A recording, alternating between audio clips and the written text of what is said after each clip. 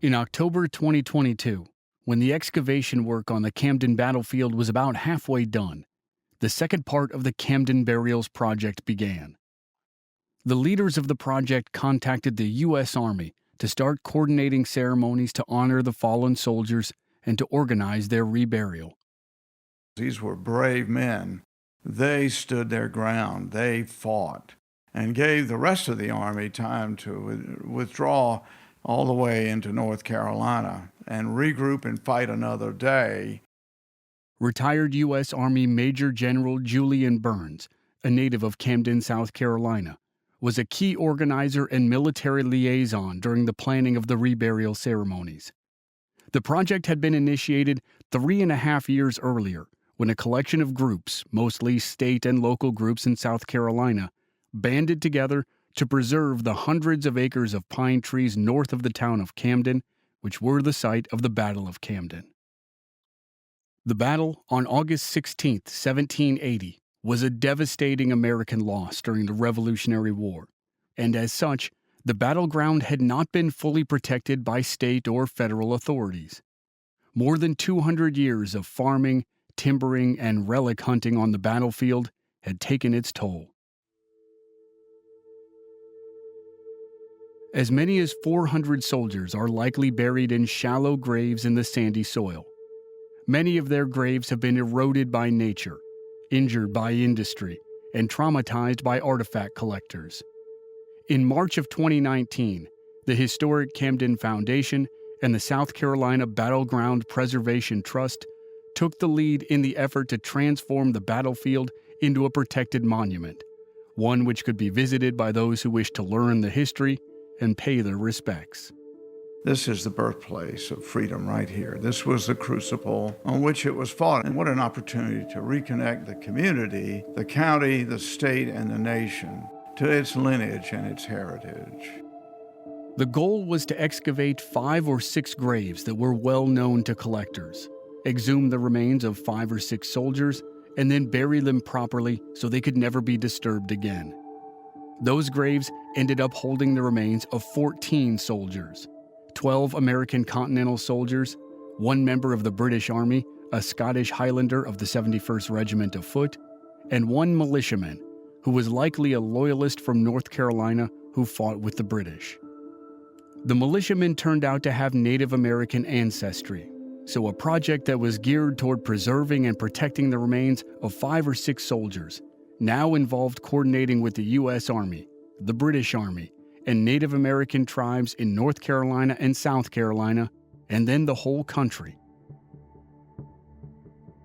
The reburial ceremonies were scheduled for April 2023.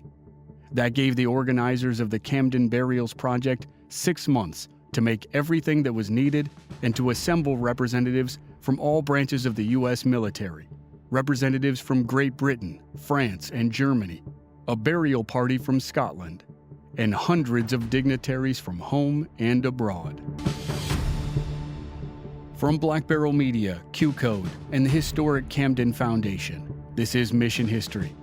I'm Chris Wimmer, and this is the story of the American Revolution, with a focus on the soldiers from both sides who fought at the critical Battle of Camden, South Carolina. This is Episode 10, Honoring the Fallen.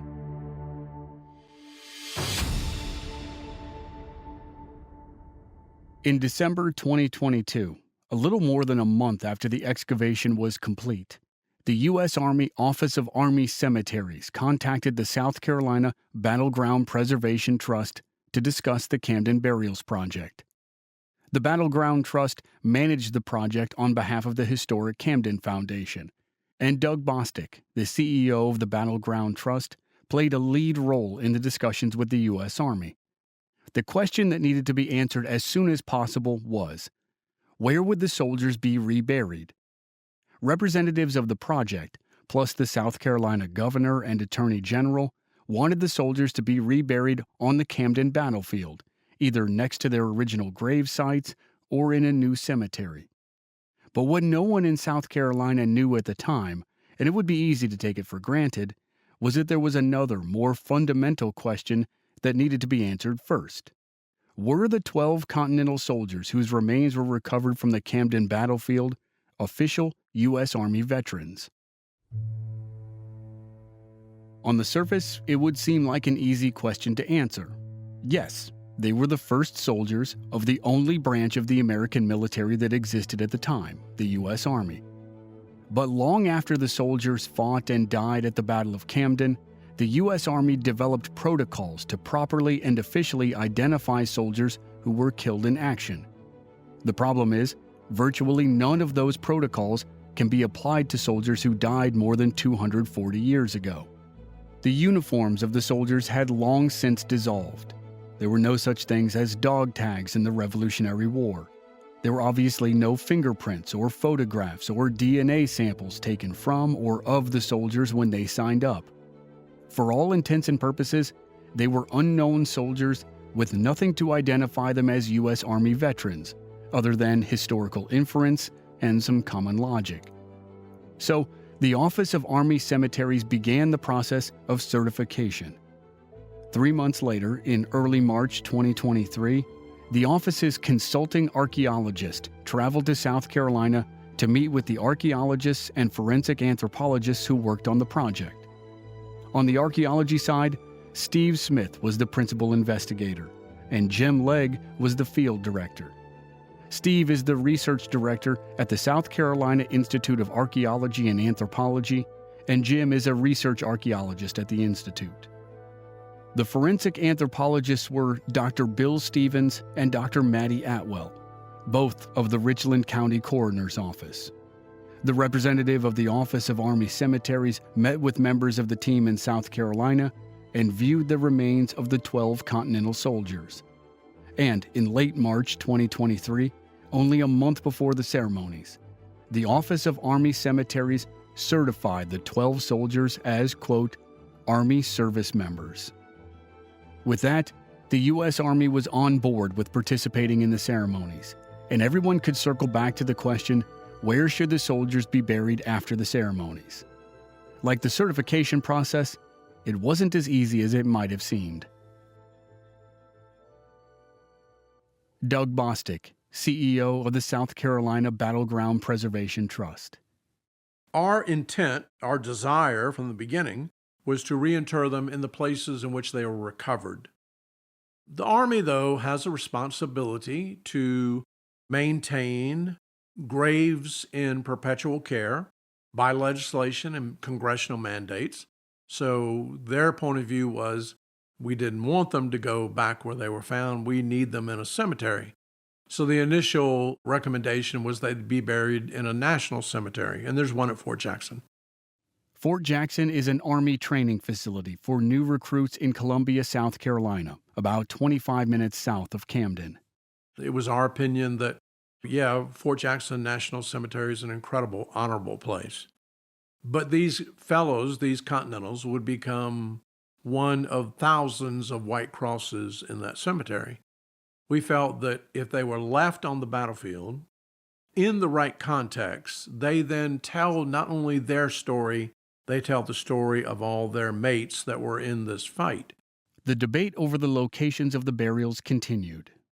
The new recruits at Fort Jackson in the spring of 2023 were about to be part of something unique and emotional, but the question of the burials would linger long after the upcoming ceremonies. There was another component of the official certification process that the representatives in South Carolina didn't know about. That component would ultimately answer the question of the location of the burials, but not in time for the ceremonies. As it was, 1 month after the official certification, Camden and Columbia, South Carolina, hosted ceremonies that will likely never be seen again.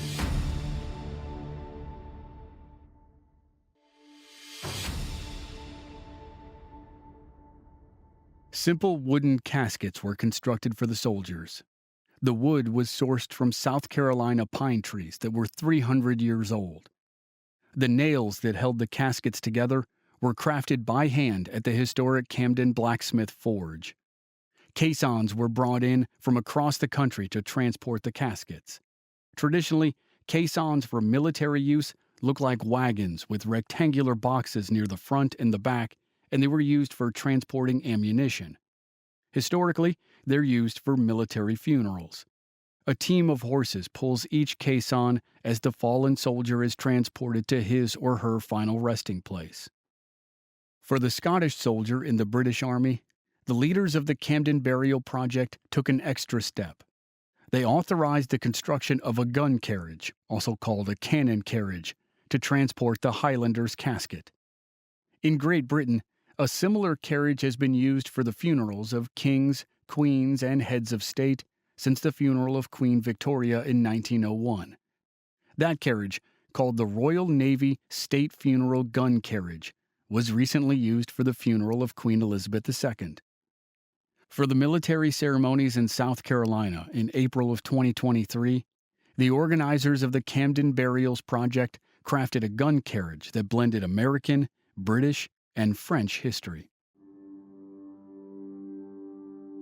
After the Revolutionary War, American war hero Major General Nathanael Greene fell on hard times.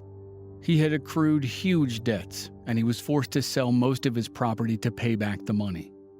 The people in the new state of Georgia gifted Greene and his family a plantation as a way of saying thank you for leading the American Southern Army that liberated the state after years of British control. The plantation was called Mulberry Grove, and it was located in Chatham County, north of the city of Savannah. Greene passed away in 1786, just 3 years after the peace treaty between America and Britain was signed, and just 5 years after the British surrendered at Yorktown. 5 years after Greene died, the first American president, George Washington, visited Savannah.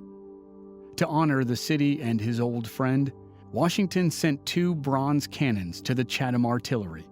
The cannons had been captured at Yorktown after the British surrendered 10 years earlier, in 1781, and one of them was very special. It was a French cannon that had been cast in 1756 during the reign of King Louis XIV.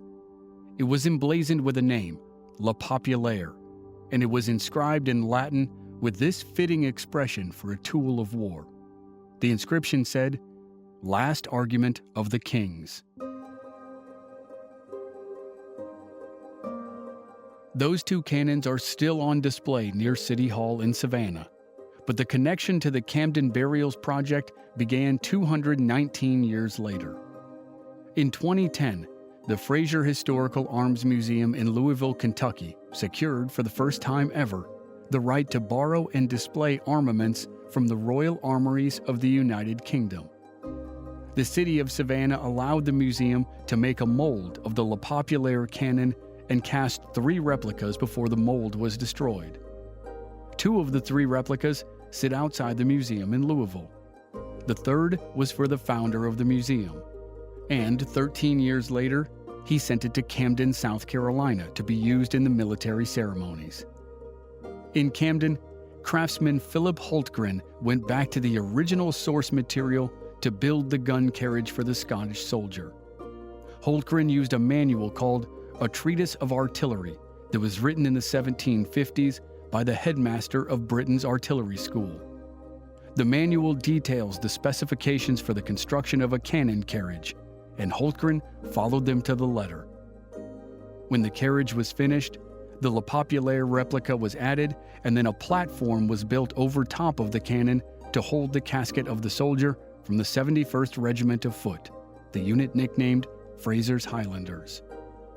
By mid-April 2023, the caissons for the Continental soldiers and the gun carriage for the Scottish soldier were assembled and ready. It was time to bury the soldiers with full military honors.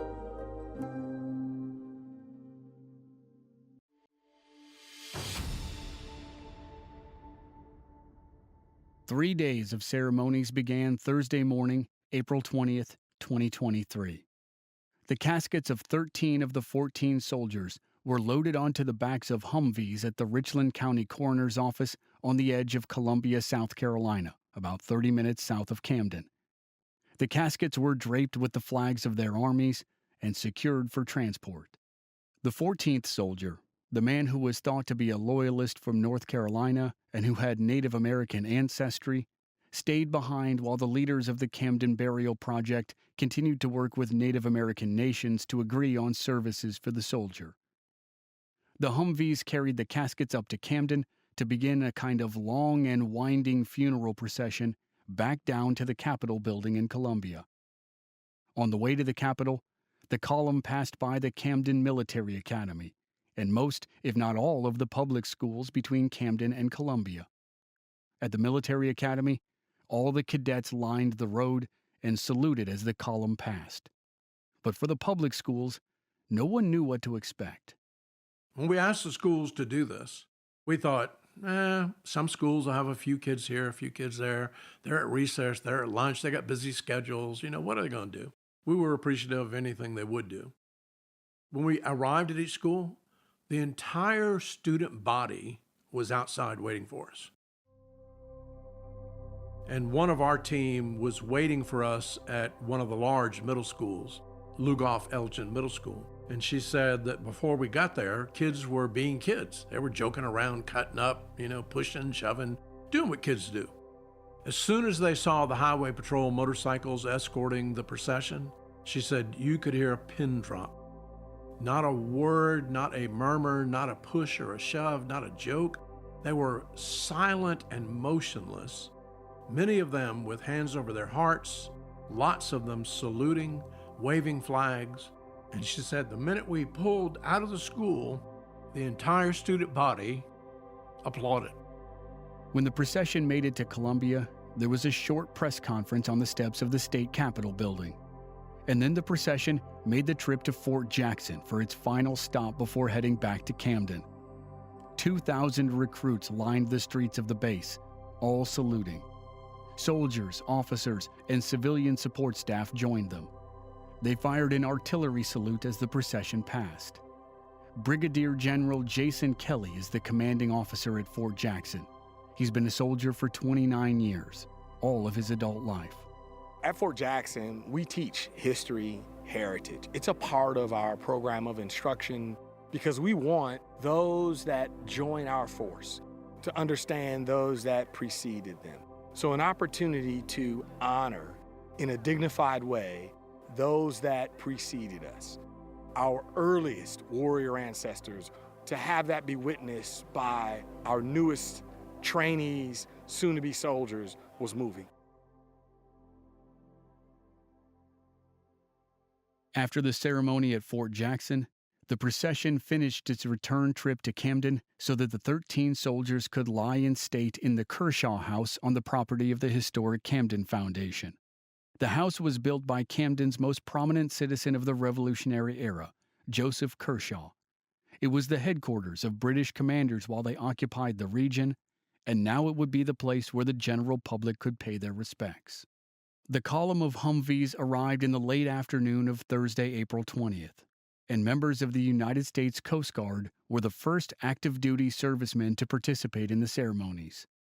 They slowly, solemnly carried the caskets into the house and laid them on wooden stands that had been specially constructed. When all the caskets were inside, the guardsmen changed the American flags that draped the caskets of the Continental soldiers, from Revolutionary-era flags to modern flags. Lieutenant Philip O'Neill is the branch chief at the Maritime Law Enforcement Academy for the United States Coast Guard and the Advanced Law Enforcement Division. He led the honor guard detail that took those first important steps on behalf of the American military. Once we started reading about the history of the Camden battlefields, and especially these soldiers here, what really got us was that key word, the nation's first veterans. When we have the opportunity to give back to where it all began, that was an easy thing for us to do. This is one small thing we can do for them. Senior Chief Petty Officer Daniel Brooks. My father was a Vietnam vet, and he always instilled at me to honor the ones that have fallen, and you can't take anything to the next level unless you know where it came from, especially when it comes to our country, so it's always good to kind of bring it back full circle. It's a perfect moment to show your junior members, hey, let's pause, stop trying to push the fight forward, let's go back and bring these service members home. The same feeling was felt by active-duty servicemen from the British Army. A burial detail traveled from Edinburgh, Scotland, to honor the Highlander of the 71st Regiment of Foot. Regimental Sergeant Major Ryan O'Neill of the 2nd Battalion, Royal Regiment of Scotland, led the detail of 6 soldiers who volunteered for the assignment. We heard that there was the remains of a British soldier being buried who had paid the ultimate sacrifice at the Battle of Camden many moons ago. And we took the opportunity to come here and be the pallbearers and indeed the conducting warrant officer for the occasion. I've done a number of military funerals in my time, and to lay someone to rest is always a huge privilege, regardless of how well you may or may not know that individual. And the individual in question now died almost 250 years ago. He'll be given the exact same level of energy, enthusiasm and rigour by the pallbearers as a soldier who passed away yesterday would be given. Beginning Thursday evening, April 20th, and for the next 36 hours, the soldiers from the Camden battlefield lay in state in the Kershaw House. And for much of that time, they were guarded by shifts of active duty service members from the Coast Guard, Air Force, and Navy. Thursday night, hundreds of people lined up outside the Kershaw House to be able to go inside and spend a few moments bearing witness to history. Much like the school kids earlier in the day, the mood of the line of spectators as they waited outside was exactly what you'd expect. People chatted and took pictures of the area and looked at their cell phones. But when they began to ascend the wooden steps toward the front door of the house, the discussions became whispers. When they walked in the door and saw a room of flag-draped caskets on their left and another on their right, the whispers stopped. Only the sounds of muffled footsteps filled the room as the people shuffled past and started to understand the gravity of the moment.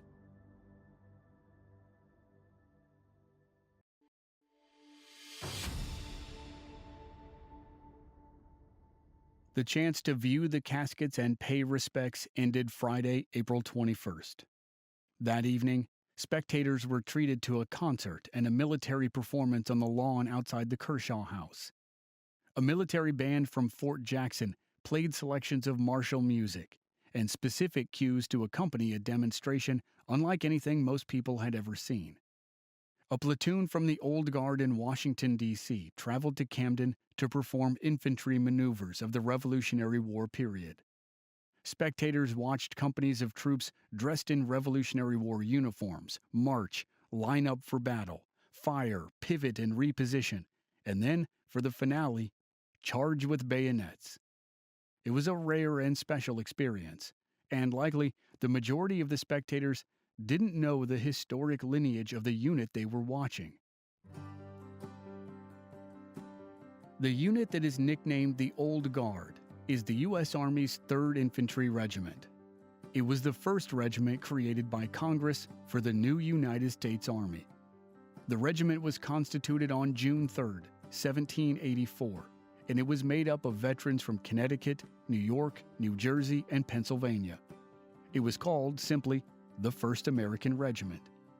And despite several name changes and assignments within the Army over the next 240 years, the regiment continued its service. As such, it is the oldest active duty unit in the United States military. After World War II, the regiment transitioned to a largely ceremonial role.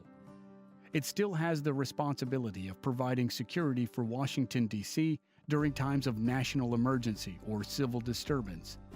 But its day-to-day functions are as the official Army Honor Guard and the escort for the President of the United States. As the Honor Guard Regiment, it conducts or participates in memorial ceremonies for fallen soldiers. The regiment is divided into specialty platoons, the most well-known of which is the platoon of sentinels who guard the tomb of the unknown soldier in Washington, D.C. For the Camden ceremonies, the demonstration platoon, the firing detail, and the bugler traveled from Washington to represent America's oldest Army regiment. Spectators watched the military maneuvers on Friday evening, and the following day, they witnessed the solemn duties of the firing detail and the bugler.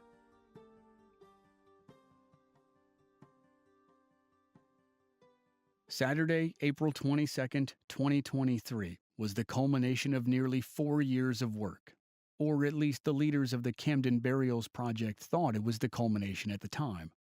A surprise twist arrived at the last minute that extended the project by several months, but it was too late to change the majority of the complex and heavily choreographed program that Saturday. In the morning, An honor guard of active duty U.S. Army soldiers carried the caskets of the 12 Continental soldiers out of the Kershaw House and loaded them onto horse-drawn caissons. The burial party from the Royal Regiment of Scotland did the same for the member of the 71st Regiment of Foot. The Scotsmen laid the casket of their countrymen on the gun carriage above the replica of the Le Populaire cannon. The honor guard and a color guard led the procession through Camden, followed by a battalion of Revolutionary War reenactors. The streets were closed as the long procession marched the 1 mile through the heart of the old town to Bethesda Presbyterian Church for the funeral service. As each caisson drew up alongside the church, the U.S. Army Honor Guard and the Royal Regiment Burial Detail lifted the caskets from the caissons and the gun carriage while a military band played Amazing Grace. The pallbearers carried the flag-draped caskets through the churchyard and laid them on stands on the front steps of the church. A Presbyterian reverend and an Anglican reverend conducted a funeral ceremony to represent the most likely religions of the fallen soldiers. Rows of spectators sat in chairs in the churchyard, and hundreds of spectators watched from the grounds and the street beyond the yard. The service was a blend of old and new traditions. It included prayers and hymns that would have been familiar to the fallen soldiers, and it ended with an iconic modern-day tribute. It has been a tradition as long as we've had Army and Air Force in the air that funerals would be celebrated by a formation of aircraft, and just as the formation passes over, one of the aircraft peels off.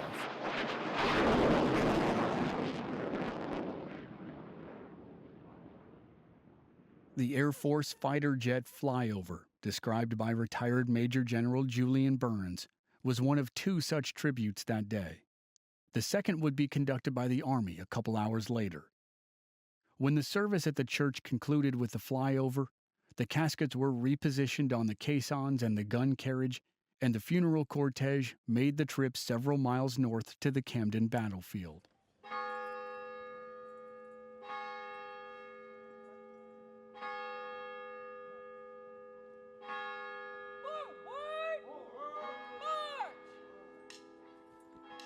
At the battlefield, hundreds of spectators filled a clearing for the final ceremony of the 3-day event.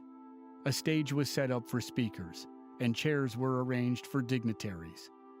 The funeral cortege arrived, and members of the U.S. Army and South Carolina National Guard carried the caskets of the Continental soldiers to the stands in front of the stage and then positioned themselves around the clearing. The Royal Regiment Burial Detail positioned the Scottish soldier alongside the 12 American soldiers. A brigadier general from the Maryland National Guard and a major general from the Delaware National Guard were in attendance. Numerous military representatives from South Carolina were in attendance. 2 German military representatives attended to pay tribute to Baron Johann de Kalb, the Bavarian general who commanded the Maryland and Delaware regiments at the Battle of Camden and who died from injuries sustained in the fight. French and British officers were in attendance, as well as His Majesty's British Consul General from Atlanta. Doug Bostick welcomed everyone to the unique once-in-a-lifetime experience. South Carolina Governor Henry McMaster delivered remarks before the portion of the program that caused kids to stop fidgeting and their parents to fall silent.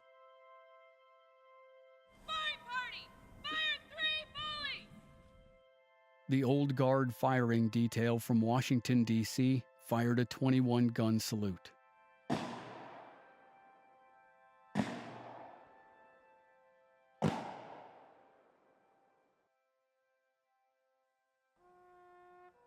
And the Old Guard bugler played the most moving and haunting tune in American military history, a bugle call named Taps.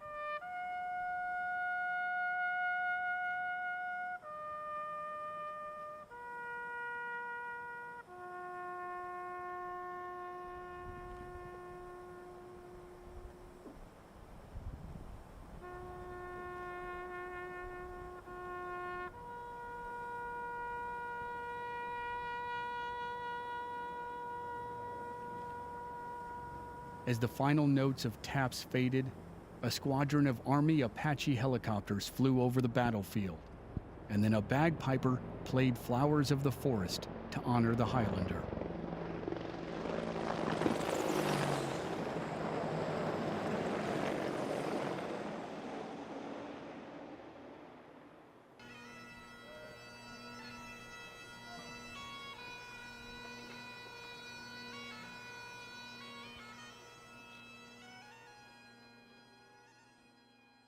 The ceremony moved toward its conclusion with 3 sets of remarks before ending with the final tradition of an American military funeral.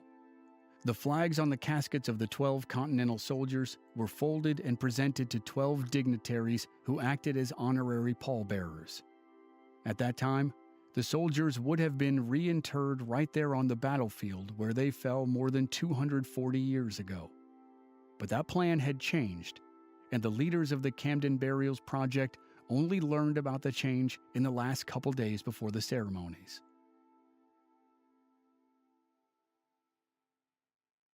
To put it very simply and plainly, it was a big deal when the U.S. Army certified the 12 Continental soldiers as official American military veterans. As such, the Army wanted the soldiers to be buried in a national cemetery, ideally the one at Fort Jackson in Columbia, down the road from Camden. The organizers of the Camden Burials Project wanted the soldiers to be reburied where they fell, right there on the battlefield. But the piece of the puzzle that the organizers didn't know about at the time of certification and only found out about right before the ceremonies was that they didn't actually have a choice in the matter. The soldiers are, as yet, unidentified. The project hopes that DNA scientists in Great Britain will be able to discover at least the family names for some of the soldiers, but it's a long shot. When American soldiers can't be identified and next of kin can't be notified, the Army becomes the next of kin for the fallen. As the official family members of the unidentified soldiers, the Army chooses the place of burial. In this case, the Army and the Camden Burials Project reached a compromise.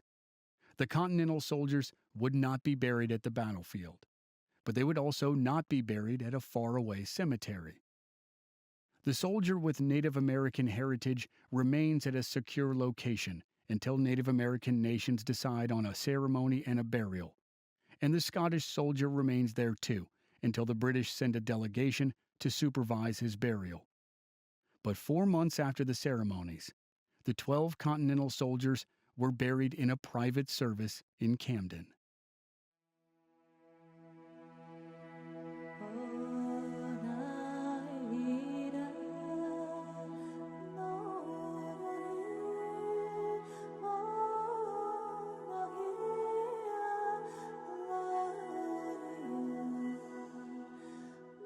On August 12, 2023, the American soldiers were buried at the Old Presbyterian Cemetery across the road from the grounds of the Historic Camden Foundation. The cemetery dates back to the 1750s, and it was fitting to bury the soldiers near people of their era. The burial work was performed and supervised by representatives of the Office of Army Cemeteries. The graves were laid out with the same precision that you'll see at Arlington National Cemetery or any other national cemetery. The curved gravestones are the same simple white marble as in other cemeteries, and each is engraved with a simple inscription: Unknown, Rev War, Battle of Camden, August 16, 1780. It is also perhaps fitting that the Continental soldiers were not buried in April 2023 as planned. The delay allowed their final burial to happen 243 years, nearly to the day, after they fell at the Battle of Camden.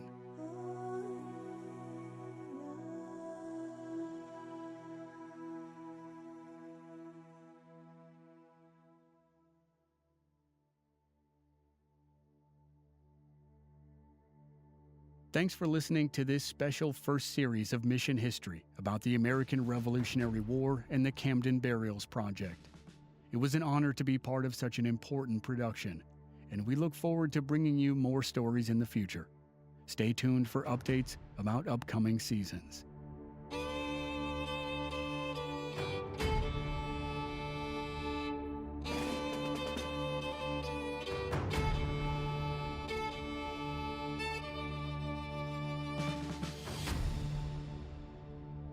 The producers wish to highlight the life and career of Doug Bostick, CEO of the South Carolina Battleground Preservation Trust. Doug passed away during the production of this series. He was passionate about American history, and he was a military historian who dedicated the last 15 years of his life to preserving historic sites for the benefit of future generations. He will be missed.